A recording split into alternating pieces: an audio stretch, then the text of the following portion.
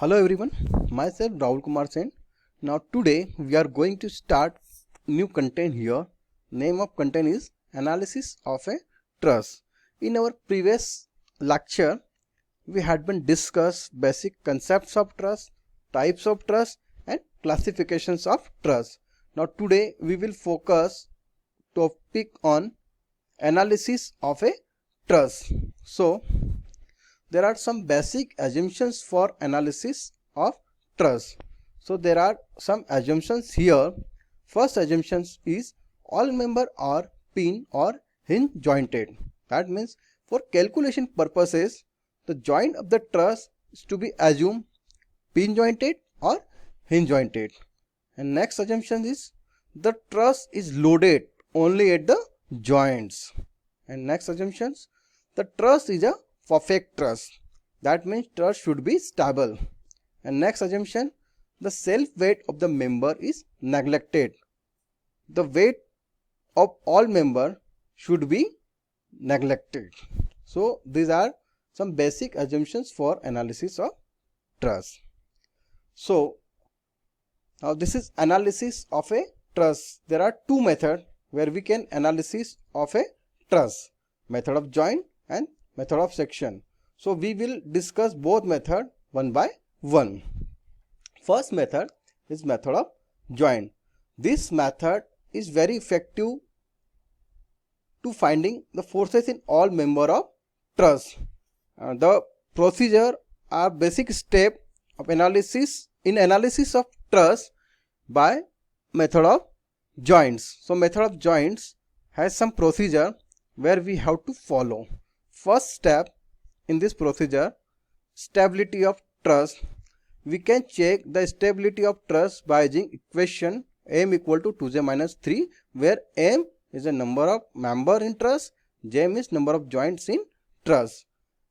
And if case is like cantilever truss, and we can find stability of truss m equal to 2j minus 4.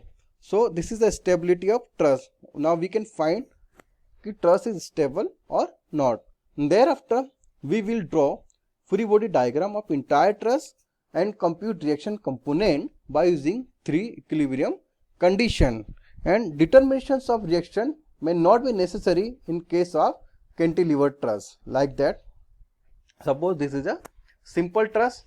In this truss we have to find reaction Ra and Rd by using 3 equilibrium condition, summation fx equal to 0, summation y equals to 0 and summation moment equal to 0. Summation fx equal to 0 means there are total horizontal force equals to 0, and summation y equal to 0, that means total vertical force equals to 0, and summation moment equal to 0, that means we have to apply principle of moment, and we just state the follow of principal moment. The algebraic sum of clockwise moment about any point is equals to algebraic sum anti-clockwise moment about that same point, and thereafter we will find easily reaction of Ra and Rd.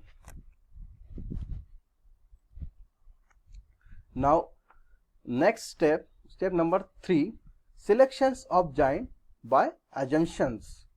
So select a joint in such way that there exist maximum 2 unknown forces, not more than 2, and thereafter draw free body diagram of selected joint by assuming forces in member as away from the joint. That means all unknown forces are assumed as a tensile, and that the forces at a joint are concurrent and each joint is in equilibrium. So apply 2 equilibrium condition where summation fx equal to 0 and summation fy equals to 0. We can understand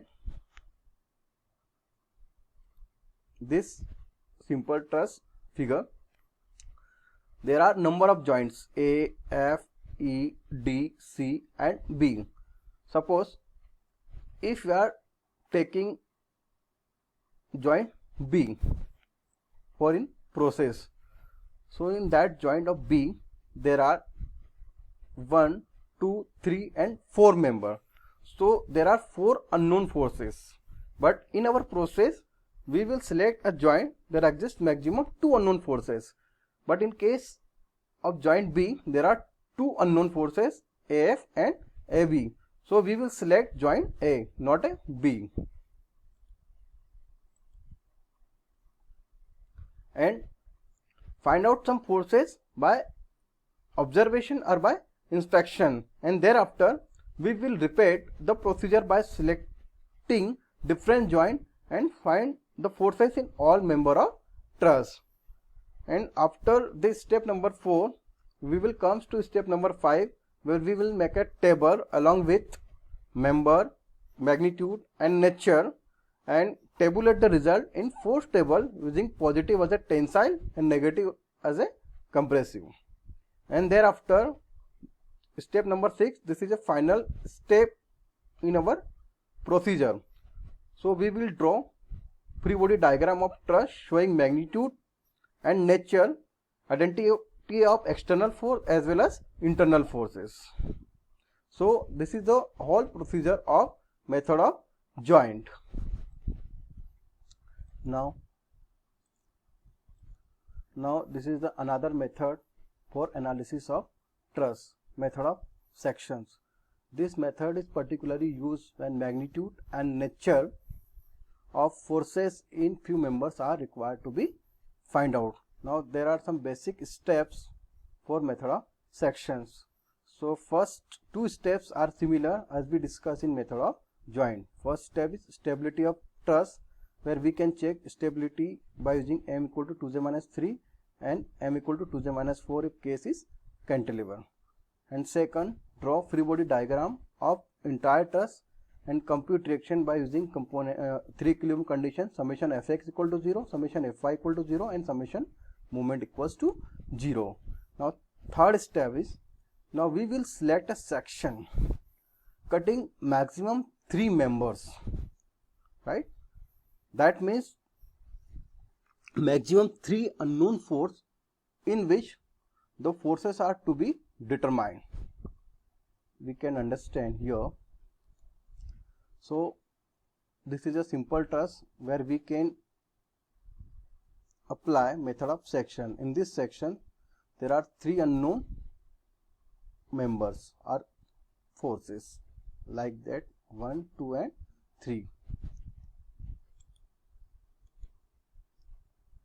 And thereafter next step, with reference to imaginary section, there are 2 parts of the truss, either of the part, and draw free body diagram of that part by assuming forces in cut member as toward the sections. The free body diagram of considered part include only external force acting on that part as well as internal tensile force in cut members. And next step, apply summation moment equal to 0 at different joint to find out internal forces. Now this is the whole procedure to solving any problem via method of section. So thank you very much for watching my lecture.